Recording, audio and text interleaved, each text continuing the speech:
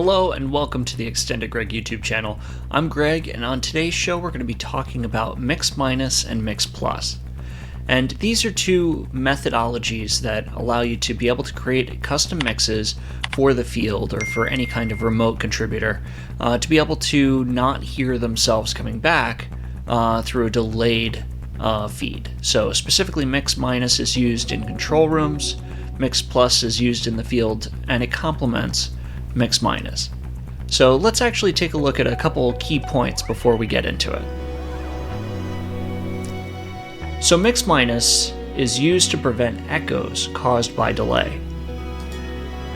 It is an audio mix that does not send the talent back to themselves to prevent the echo. It is used to send return audio to destinations where the echo might be distracting or disruptive. And this is often used by remote guests or contributors in the field. So mix plus is used to complement mix minus. And missing sources in a return mix are added back into the mix, and it includes low delay sources locally and the return audio from the control room. It's used for remote talent to hear each other or for talent to hear themselves. So pretty much the mix plus and mix minus go hand in hand in terms of being able to feed talent with the sources that they need to hear in order to perform the production. And you can use mix minus without mix plus, especially if it's an individual, things like that. They don't necessarily need to hear themselves. But we'll kind of cover just a quick diagram as far as how this is actually created and what the overall purpose is. So instead of it just being a bunch of words, it hopefully becomes a little clearer.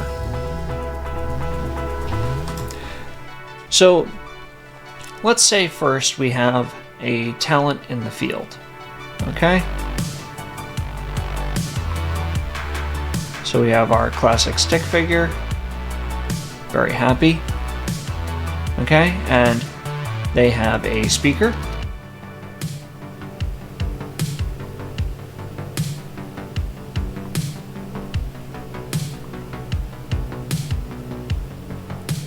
Right, so we'll call that IFB. And of course, they have a microphone.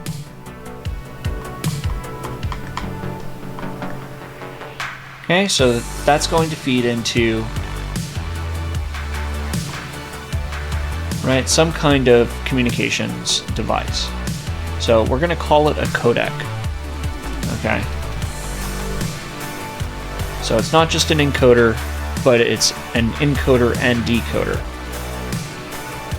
Right, and that outputs to the IFB. And the mic goes into the codec. We're not worried about video for this particular example. Right, and then the codec goes to the control room codec.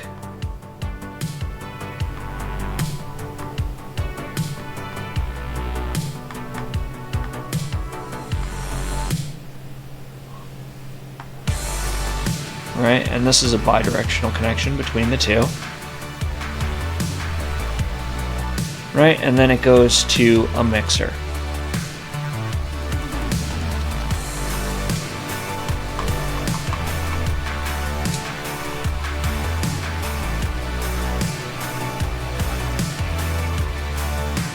Right, and I'm drawing two lines here. So one is the mic, one is the IFB.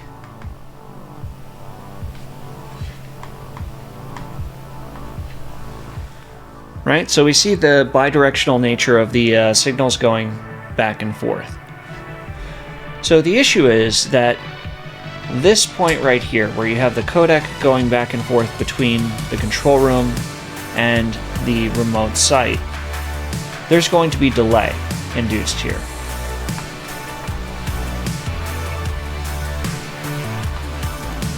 Okay, it doesn't matter how much it is, it's usually going to be a perceptible amount.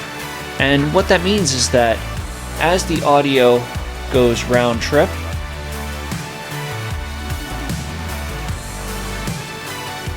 there would be twice as much delay because of these two, the 2 times that it's going across this particular path. There would be twice as much delay as there would be, for example, if you were just listening to it 1 time across. So whatever your delay is here, it makes it worse. But the problem is that realistically, you don't actually have cognizance of what the delay is when you don't hear, when you're not present listening to the original source. So if you're talking to somebody on the telephone, you don't actually realize that there is a delay associated with it. And it could be a half a second, it could be more, but you don't necessarily know that that delay is there because you're not hearing the person who's talking at the same time that you're receiving the audio on the device. So it doesn't pose an issue for that. And if you ever want to try and experiment and see exactly what I'm talking about, call somebody else's cell phone and hold both cell phones up to your ear and talk and listen to the delay as you're trying to talk. That's very similar to the type of issue that we're trying to resolve with mix minus, right? So we don't want this, okay? We don't want this loopback connection coming back into their ear because they're going to hear themselves coming back. They're going to get distracted and they're going to try and talk, while they're listening to themselves coming back to them on a delay. So it'll make them do weird things. Usually it makes people slow down in their speech to try and catch up with that delay. And so it's not very video ergonomic in that regard. So it's really best to avoid this altogether. So when we create the mix minus, we want to only send them back things that are not their mic, right? And that's the mix minus. So they get a mix from the mixer, but minus their microphone or whatever they're sending to them. So let's draw a quick crosshatch. Right? We have our sources coming in. We'll say this is our field mic.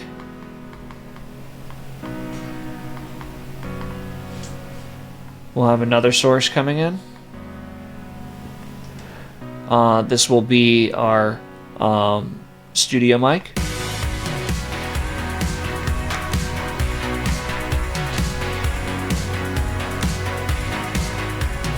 And we'll have another one coming in that we'll call playback.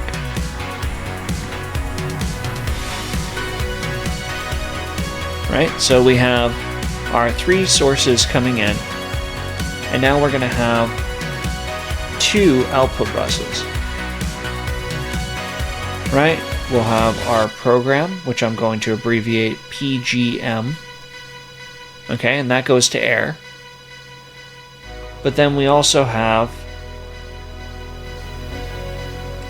our field IFB.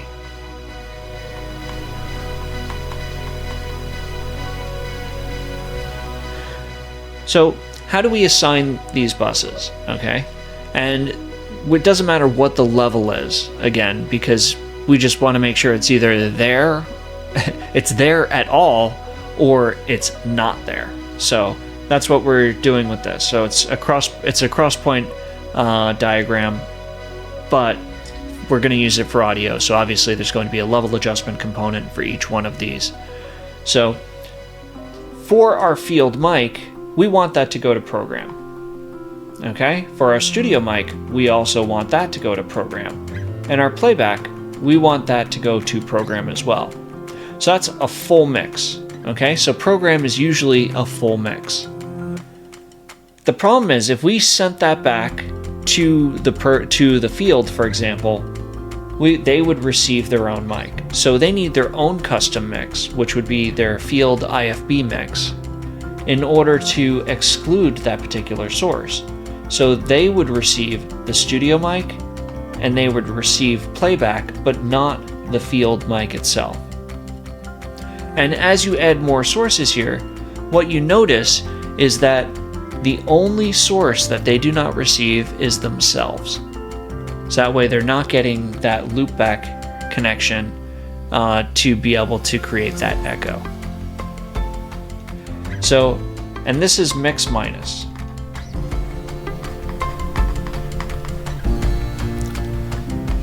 Okay? So everybody but themselves. So let's look on the other side of this. So let's say we have two talent in the field, and we want them to be able to have their own mix minus, but we also want to add a mix plus. So we're complementing the signal being returned to us from the control room, as well as them being able to hear each other locally. So each one of those, I'm going to draw the IFB, I'm not going to draw the people. So, right, we have IFB1.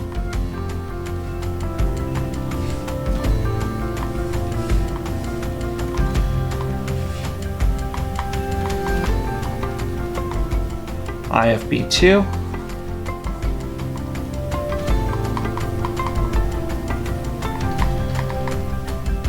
Ice cream cone 1.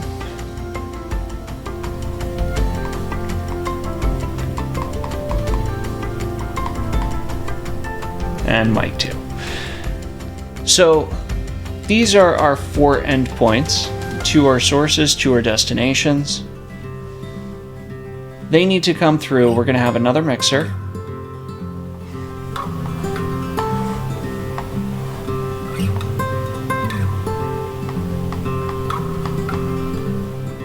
Right, and then we'll of course have our codec.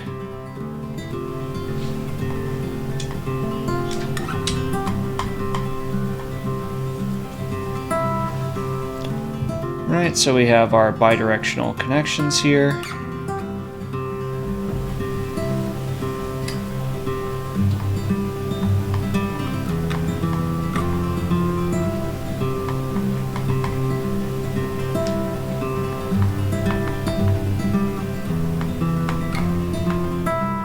Right, and our IFB return connection is mix minus.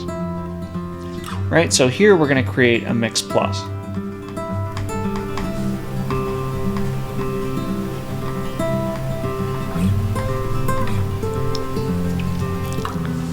Right, so we'll have our mics coming in.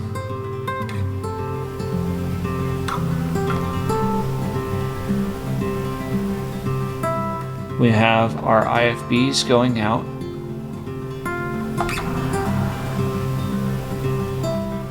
Right, and that's what actually gets to the people who are the talent in the field. So that's kind of the overall flow chart, and this is what we're going to describe next with our cross-point diagram. Right, so we have, as we said, we have our IFB mix minus.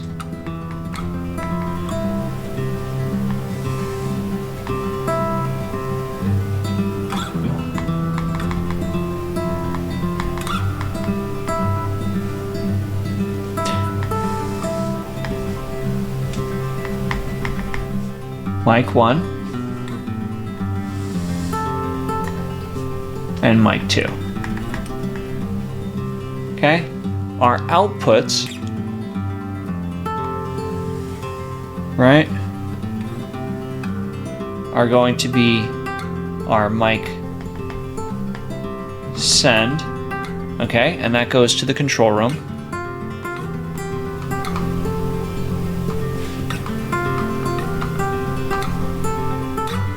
But then we have our 2 IFB feeds. So IFB1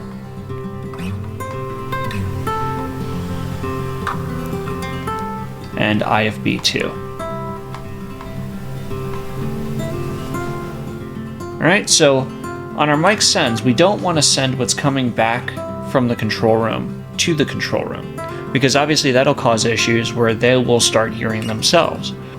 For our mics, for mic 1, he wants to hear himself on IFB1. So we'll put a cross point there. Right? The second talent, he also needs to hear them on IFB1. So we put a cross point there. For talent 2, he wants to hear mic 1 but maybe he doesn't want to hear himself. So we won't include that. But what both of them want to hear is the return coming back from the control room. That way they can hear other talent, they can hear the playback, etc. Right? And then we want the mics to be able to go to the control room so that way they go to air, so they're not just talking to themselves. So we will put the cross points there. So we see IFB1 is getting everything. So he's hearing himself locally, he is hearing the other guest locally, he is hearing the IFB mix minus return, and so that's everything that is feeding his ear. IFB2 for guest 2, he is hearing only the other guest and the IFB return mix from the control room, the mix minus from the control room. Okay, so as far as a mix plus is concerned, so we have our mix coming in, our mix minus coming in, and we are adding to it. That's the plus, right? But the plus is happening locally on site, that way these are all very low delay. And in effect, we're also creating a mix minus the way we have depicted it here on site, because our mics are coming into the mixer, and we are not sending the control room back to itself. So we're creating a mix minus for our mic send to go to air.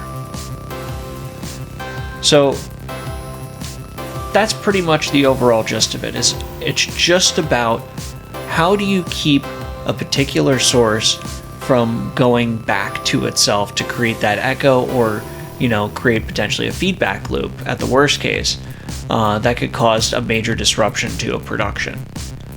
So I hope this helped you out and helped you understand the mix minus versus mix plus and how they work together to be able to really bring remotes to life without creating additional issues. So be sure to hit that like and subscribe button and hit that notification bell. That way you know the next time we're getting extended. And until next time, take care.